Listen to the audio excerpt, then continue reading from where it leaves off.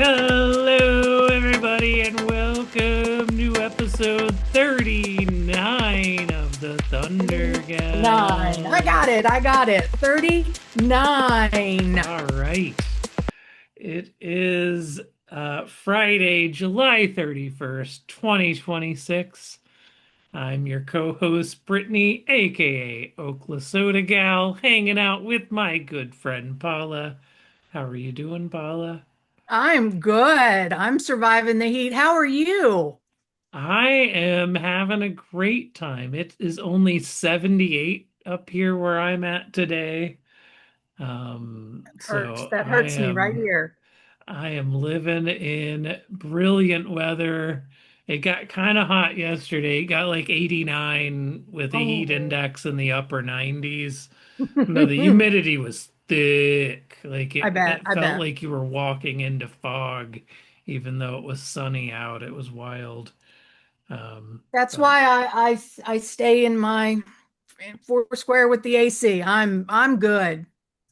the weather cooperated last week. I'm sorry I couldn't be with y'all for an episode because my BFF Lisa came up from Oklahoma with her man, and they stayed with us for about a week, and we were out enjoying what Minnesota has to offer in the summer. So we were out canoeing on the lake several days and fishing and going out and touring the Bear Center and all the fun stuff. Oh, wow. And Lisa's a regular listener, so I may, hopefully she Hi, Lisa. has fun reliving this in her head as she's driving to work listening to this episode. Yeah, no, it's fine. We are in, I want to say a lull, kind of. We're in between. We're after summer league. We don't have preseason. There's not a lot going on daily, but there's still a lot to discuss, especially since last time we met. And Yes. do you want to tell everybody what the big one was? Well, I think everybody knows what the big one I was, know. and we should start there because we didn't get a chance to talk about this last week when it was still pretty fresh. As you may have heard on previous episodes, we had kind of predicted that once the Thunder picked up that final year option for Lu Dort, and there was no immediate announcement that he had, agreed to some kind of extension for lesser money, that this likely signaled that his time in OKC was likely coming to an end soon. Yep. And sure enough, we got word that he was indeed traded to the Atlanta Hawks, where he gets to go play with Shea's cousin Nikhil, who is one of his Team Canada teammates, as well as with Aaron Wiggins, who's now there with him as well. So um, we certainly weren't surprised by the news, but it doesn't mean we aren't still a bit sad to see Yeah. one of our cornerstone pieces leaving OKC. Cinderella story, undrafted, to becoming a, a cornerstone of our starting lineup. The torture chamber is just, you know, common vernacular up here. We just know it. And to see him go, even though we see why, it doesn't it doesn't mean we don't miss him any less. He is going to get a huge roar the first time he checks in. Absolutely. And, you know, we wouldn't have a championship without him. That's true. He was a key in winning that championship. His shooting was good that season and that postseason. Unfortunately, it fell off a cliff again this last year, which made it hard to keep him on the court in the playoffs because, anytime you put out a player on in this lineup that's not shooting well, that frees up a defender to get into Shea's face and to cover Yeah. up all the other offensive players and makes the defense's job easier and it makes Shea's job harder. And so it was unfortunate that he just couldn't get the minutes he had gotten previously. Yeah. And, one of the things, you know, Sam said during the press conference that he held after this trade, which, that's how big of a deal it was. He does not hold additional press conferences for every single trade, but Mm-mm. for this one he did. He spent some time talking to the OKC media, and he did make clear this was, a good bit about financial reasons, and that played a major role in this decision. And so at the time, it left me with some questions, which is, okay, I knew the financial reasoning to some degree, but him coming out and saying it Mm-hmm. made me wonder, well, does that mean like this ownership group isn't willing to spend additional money that might put them into the second apron? Or was it more just that they couldn't afford that money on him and other players that they still need to give extensions to, like Case and Wallace? I think they learned from the Harden thing. I don't think that was what it was. I don't think it was the money thing. It is money, it is financial. There are the aprons, yes, but I don't think it's a matter of ownership not wanting to spend. I think it was more of your second option allocation and where to put money and what to do. Because again, Queso's stepped up, and we've discussed this that Queso will be stepping into where Lu Dort was. And you want, again, Samuel looks years ahead, so we want to make sure that Queso's taken care of instead of focusing everything on, our 7, 8 year player that has regressed. So, Yeah, absolutely. And it also has to do with Lou. Lou's future was such that, the Thunder, had they kept him this season, would not have been able to pay him what he wants after next season. mhm. And frankly, what he has earned and deserves based on, what he's done in the league. And so this gives him a fresh start, gives him a chance to be somewhere that may be able to afford that in the future to keep him around. Or, he becomes a free agent next summer and is able to go get that money elsewhere. So it gives him new opportunities. His playing time was likely to dwindle with the Thunder regardless of whether he kept starting or Yeah. not. And so this is probably better for him and his career in some ways than, falling out of the rotation on this Thunder squad would be. One of my one of my favorite, I say favorite things after, after the trade and everything, all of the theories and everything that came out. One was that Samuel sent Lu Dort to Atlanta because Atlanta owns the Spurs um lottery pick next year. So Samuel, of course, thinking, 4D chess, thinking ahead, we're going to send him and Awig down there so that they can, hobble the Spurs and they not get their lottery pick. Maybe, although, I don't know if that team is necessarily a playoff team. They may or may not be. It's going to be a Facts have nothing to do with lot this. different squad.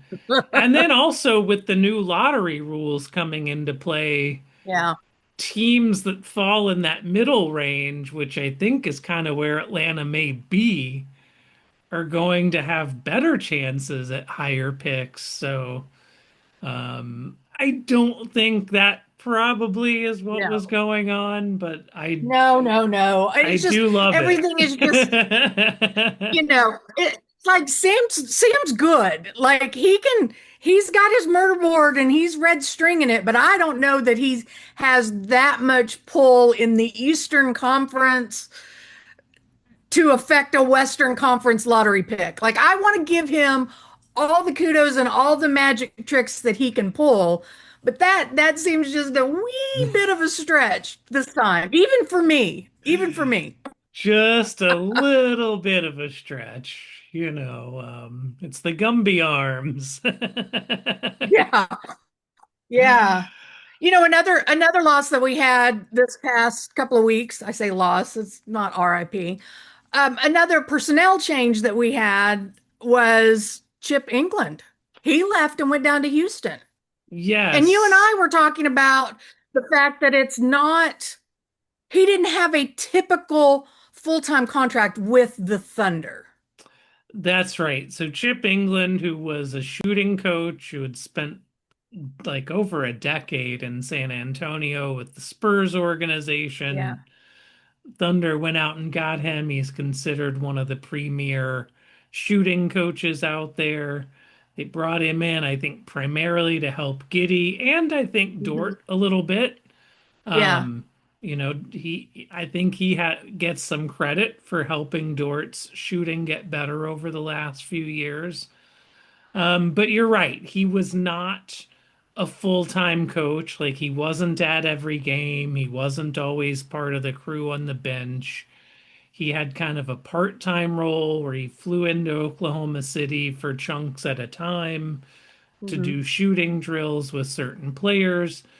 But because he had had a, wife and family in San Antonio, he didn't want to uproot them, so they stayed in Texas and he only came up to Oklahoma from time to time. So him taking a job in Texas, in Houston, kind of makes probably a lot of sense for him family wise.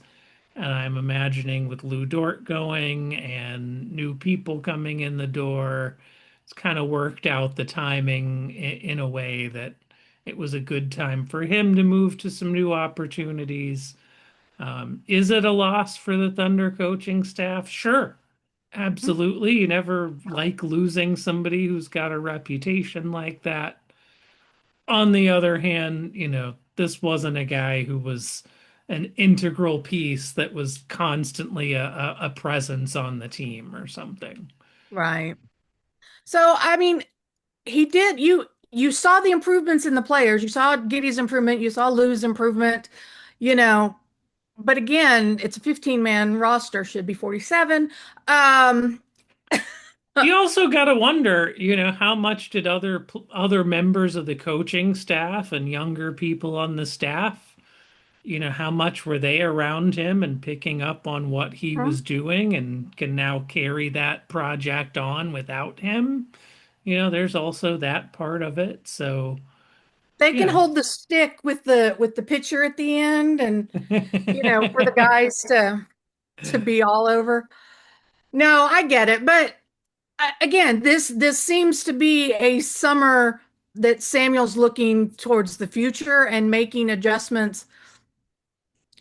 I don't want to say away from the championship team, but as other teams are stepping up, we need to make alterations and not just stay stagnant. So, Yeah, and that's something he even said in press conferences in the championship summer last mhm, summer when he was saying, "Hey, look, it's great that we won this championship, but we don't win by being the exact same we were this year. We win yeah. again by continuing to evolve, continuing to find the best way to be our best selves." He at no point did he give the impression that like, okay, we've got it. Time to sit on our hands and just, keep rolling the same exact lineup back and back and back. We found the formula. We've got it. We've got it. And that's just true because other teams change, they improve. Some, other teams make changes based on what we've done, and they're now better able to, defend what they couldn't defend before. And so it's a constantly changing target. And I think Sam has done a really good job of trying to find ways to both keep the main core of this squad together and Hmm. identify who the players are that just have to be a part of the squad while tinkering around the edges and continuing to move other pieces around to evolve this into the team of the future. No, and that's true. I mean, you have to have an opportunity to let the current lower half of the roster improve and the rookies and get their things. You always you have to give them the opportunities to do these things. If they don't, if you don't get these guys reps, they're not going to go anywhere. We're not going to have the same depth in the postseason. I mean, look how far we went. I mean, we went to game 7 of the Western Conference Finals with the Spurs. Yeah. We would not have been able to go that far with all the injuries that we had without the depth that we have. Yeah.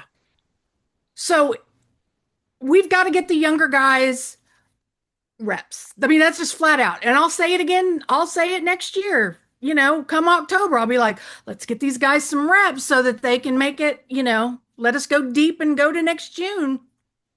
Well, and especially guys like Topic, Hmm. that's a guy that we're going to need to see something out of him early in the season so that Sam can know whether he's somebody we're hanging on to and continuing to develop, or is it time to let him move on somewhere else where he can get more Oh, playing time? no. That guys like Thomas Sorber, still Mhm. haven't got to see what he can really do. Um, I think he can play that wing role that a lot of people think we're kind of missing.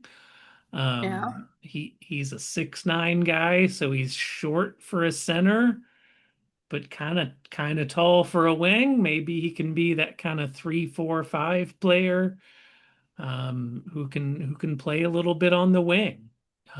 So we got to see what these guys can do. They've got to get minutes. It was clear Lou wasn't going to keep getting those minutes, so it was time to move on there. That does mean we've opened up a roster spot, which Sam Yes, attempted to fill by he did. signing restricted free agent Spencer Jones of the Denver Nuggets to a qualifying offer that the Nuggets had to decide whether to match or not. The Nuggets ultimately did decide to match that. Now, this is a serious situation where maybe Sam was playing a little 4D chess. Now, This is one I can buy into. This, I mean, I wouldn't say it's only that, but I think he kind of knew, like, hey, here's a wing who's a good 3-point shooter that we could add to this squad at a decent number and stay under the second apron for the Thunder, yes. while knowing that that offer would be a real tough one for the Nuggets, who then Hmm. had to decide, well, if we match, we're going into the second apron. But if we don't match, we're losing this player who is a young guy who made big contributions last year, worked his way into the rotation, and it ended up being a pretty significant piece to give them some depth, which they are sorely lacking. And so it really put Denver between a rock and a hard place and forced them to make the tough call and match that offer. So do I think Sam did it just to put Denver into the second apron? No. But do I think the offer was set in such a way to make it a really tough decision for them? Absolutely. Oh, I think so too. I mean, it was a win-win for Samuel either way. I mean, we get a good shooting week and we stay under the second apron, or and in between, put Denver in a bind. Either way, either they lose a guy or they go into the second apron. And Samuel, he's got a list of names written up on the side of that board that, okay, Spencer Jones, nope, draw a line. Let's go on and go on and go on. It wasn't the end of the world that they matched the offer sheet. No. The only thing that I have a problem with was the fact that they spelled Russell Westbrook's name wrong on that offer sheet. Spencer Yeah, Jones yeah, does yeah. not. No, no, I know. But we do still have an empty roster spot, and Russ isn't sorry. Honestly, I will say I have come around. I would like us to sign Russ to that final roster spot this year. See? I think, but only if he says this is going to be his final year. Right, right. I don't want him. I'm going to say this. I'm going to get in trouble. I don't want him to pull a LeBron and go ring chase for a random team just because. Yeah. There, And that's no shade to LeBron. it's not. It's just LeBron made everybody wait for his decision to go to Philadelphia of all places. And it's literally nobody can understand it. I'm sure there's something great that all of us are missing, but LeBron himself thought that after the playoffs last year, he was done. Like he had to think about it. Like, what is it that made him choose Philly to come back for at least a year? I I don't know. I I don't I get it, don't but I'm not in the know. house. I don't see them being quite championship contenders. I don't see them as being better than the Knicks or anything. I don't I know. don't. He sees something there though. And he's smart as a whip with the basketball. Don't th- get me wrong. they have an I odd just roster though, because they have some like truly young up and coming talent right next to some like middle-aged, like right in the prime of their career talent, and then some old talent. Like, do you think, one of the things I was thinking of, so, you know, what is it, Tyrese Maxey? He's out there and he's represented by Rich Paul also. So there might have been some conversation that maybe he's using this as a mentoring opportunity. Like you say, there's young and upcomers, there's mid-career. Like he could bring this, and maybe with him being there, he can help them get to the next step. Maybe not this year, but legacy wise. I don't know. I you said something that you called it ring chasing, which is kind of true, but at the same time, like he didn't want to sign with the Knicks specifically because they did just win without him. yeah. So it seems like he both wants to chase a ring somewhere new, but also not ring chase to the degree that he is seen as some kind of Kevin Durant who joins an already great team to get his ring.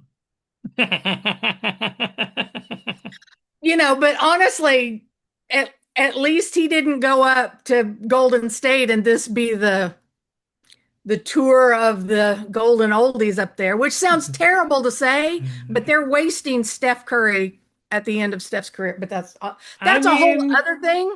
we say wasting, but at the same time, what else can they do? I know, I know. There It is, just it hurts me to see this such a skill, and you feel like that they're not going to go deep into the I postseason. mean, I don't they are not among the top tier in the West. And, if they were to get to a finals, it would be because of some extreme luck. It would know. be extremely bad injury luck for the Thunder and Spurs. It would have to Don't like put that a lot of that juju stuff out would there. have to converge Yeah. for that to happen, and I don't see it there. And at least I could have made sense of it though, because LeBron, is friendly with some of those guys from his time on Team USA. So maybe that would have made some sense. Philly seems a little out there, but hey, what do I know? But wow, am I boring you? I'm sorry. We're I'm tired just of talking I'm about just LeBron. tired. I'm Yeah. tired. I need a vacation from my vacation. Oh, hush your mouth. No, but the one good silver lining of LeBron finally making his decision is the fact that things like the Spencer Jones offer can go out. Like we Yeah. talked about last time, this starts the domino. Like now that we know, all of the other teams can now make their adjustments and their offers and their things so that the smaller contracts and things can start getting finalized. Yeah, absolutely. And I know Adam Silver was happy because now Mm-hmm. they're able to finalize the schedule, which I am told is coming out sometime in mid-August. So Mm-hmm. probably within the next couple weeks, we will get the NBA schedule release. I did read that apparently with Philadelphia getting LeBron James, they are expected to get the maximum 34 national television broadcasts. So that was a big Yes. part of why they were having to wait to see where he went because wherever Got to get LeBron him in. goes is going to get more attention. Get him So, on Christmas again. you Get him on Christmas. know what I want to see on Christmas? I would love a Thunder Knicks Christmas Day game. You know they're going to give us Spurs. They're going to give us Spurs No, opening day. because we just did Thunder Spurs last Christmas. Well, They don't often redo the same matchups on Christmas. well, then that would be good. If we did the opener with the Spurs, I then I expect can see Thunder this. Spurs opener is my guess. That's my thinking. And then fine, take Knicks on Christmas Day. I'm good. As long as we're playing Christmas Day, I'm good. I remember watching a Thunder Knicks Christmas Day game about a decade or so back when we still had Kendrick Perkins on the team Oh yeah. and I was living I think I still lived in Oklahoma at the time because we were staying at my mother-in-law's house in Minnesota for the Christmas break, and we usually spend Christmas at her place. And I watched that game over there, and I remember Perk setting a pick on Carmelo Anthony, where he just like Perk just stood him up at mid-court. Melo had his head turned and then like ran smack into Perk without seeing him and like fell to the ground, just Perk didn't even move an inch. Wow. Yeah, I don't remember that one, but we've had some guys that turn into brick walls when the guys Steven Adams, we got the big one with Steven Adams and he just crumpled. Who was Speaking that? of Steven Adams, I did hear he is retiring from the NBA. I don't think he's going to be coming back anymore. Yeah, I hadn't seen anything official yet, so I wasn't.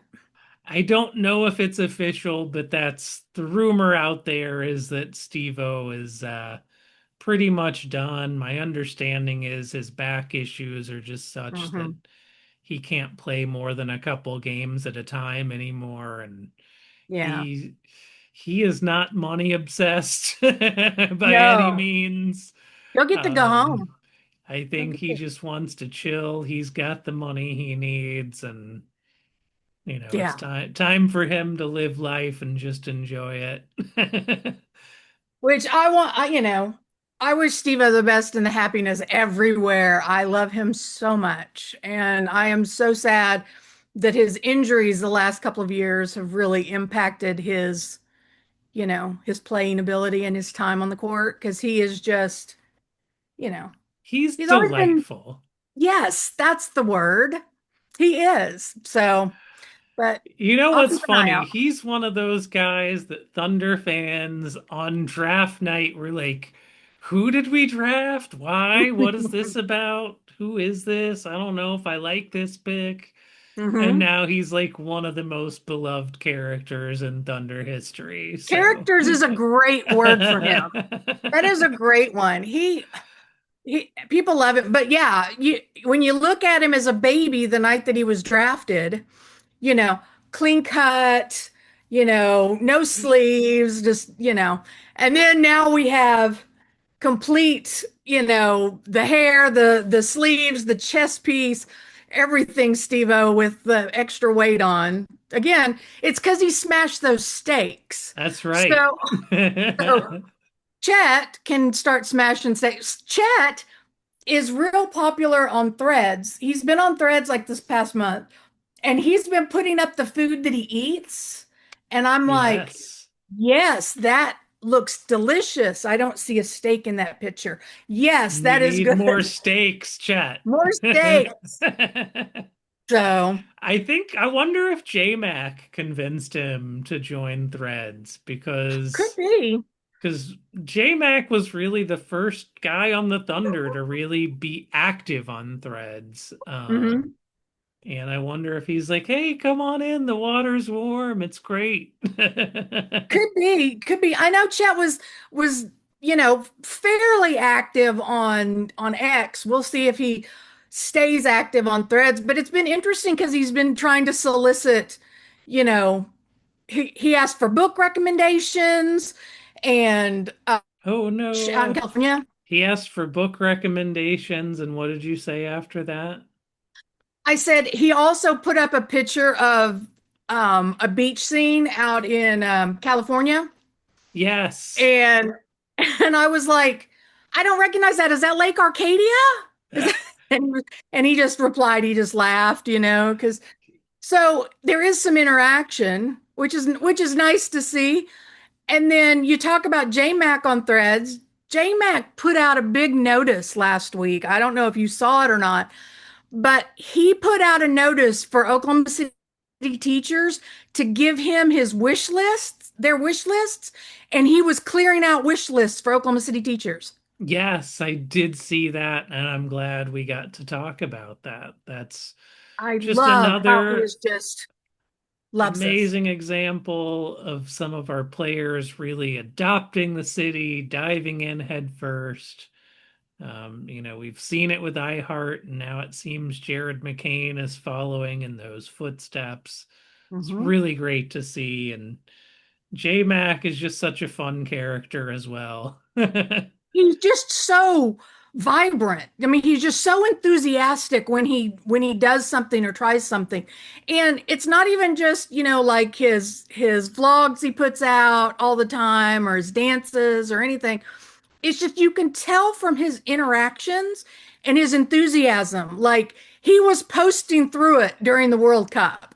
Like it Yes, didn't, yeah, he was going through it. And he shares that. And it's you can tell when he's excited, even when it's out of context. absolutely.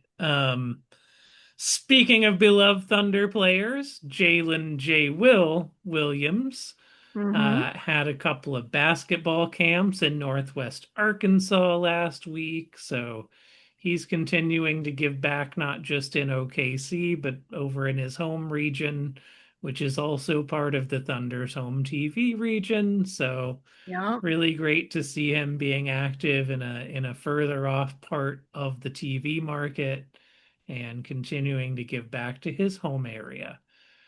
Um, Love that he goes back and forth and just contributes both and he doesn't ever forget where he's from.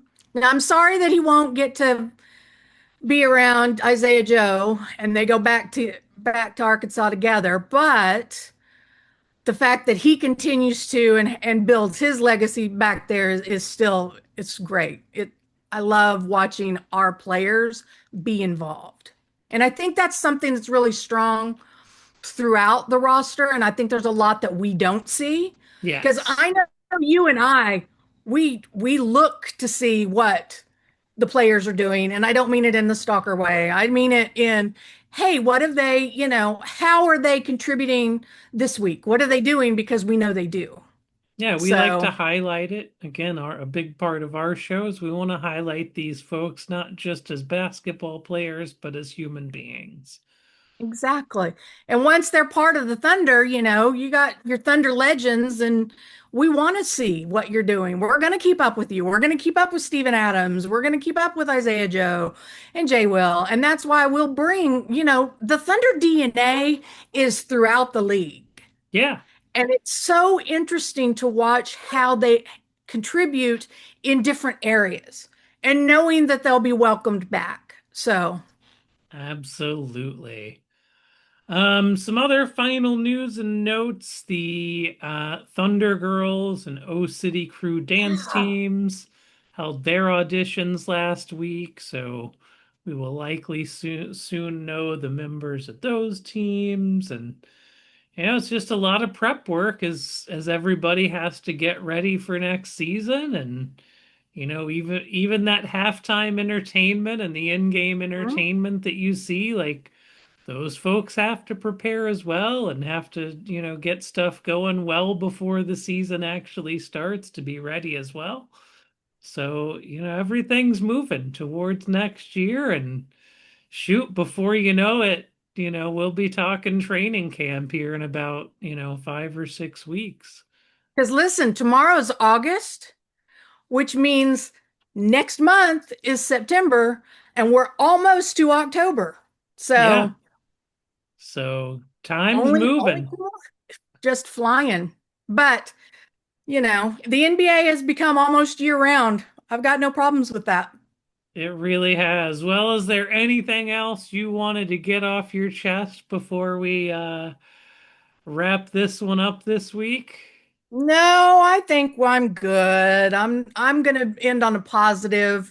We're gonna bring the positive energy, just like the Thunder Girls and the drum line and everything. So that's where we'll leave it at. I know. Positive energy. Yes. Woo! All right. Well, we have enjoyed another episode with you all. Thanks for bearing with us during this kind of summer of not being quite as regular with our episodes, but we'll be getting back to weekly as the season gets closer. We may go bi-weekly again for this next one. We'll just kind of play it by ear depending on what kind of news erupts between now and next week, and we'll True. we'll keep y'all in the loop and be planning to get ready for. We got some work to do to get ready for next season too, and we'll be We talking do. talking about what this roster could look like and all that good stuff as we start moving forward. Absolutely. And even between episodes, if you guys are on Threads, we are still active there. We're at the Thunder Gals on Threads and our individual, Oklasoda Gal and OGB Paula. We're still active even if you don't see us or hear us weekly on your stream. That's right. So come interact with us. We love it when you come talk to us. So we hope to see you out there in the streets of Threads. Uh, All right, if you have not, subscribe on whatever apparatus you're listening to us on right now. Hmm. And if you haven't yet, please subscribe to our YouTube. Help us add more subscribers over there. We're up to close to 90, so I'd love it if we got to 100 before the season starts. So That'd be amazing. tell your friends, go subscribe there. You don't have to watch, you can put it up on your phone and like you can You don't have close to the pay attention screen to off us. if you don't want to like look at us the whole time. Like I get it, it's not as it's more of a podcast to listen to, but YouTube, we want to get our numbers up there, so please do go over there and follow us and rate us on whatever platform you're listening. Give us all the stars, all the good ratings, and help more people find us so we can keep building our loving, inclusive Thunder universe over here. Absolutely. All right, y'all. Peace and Thunder Bye. on.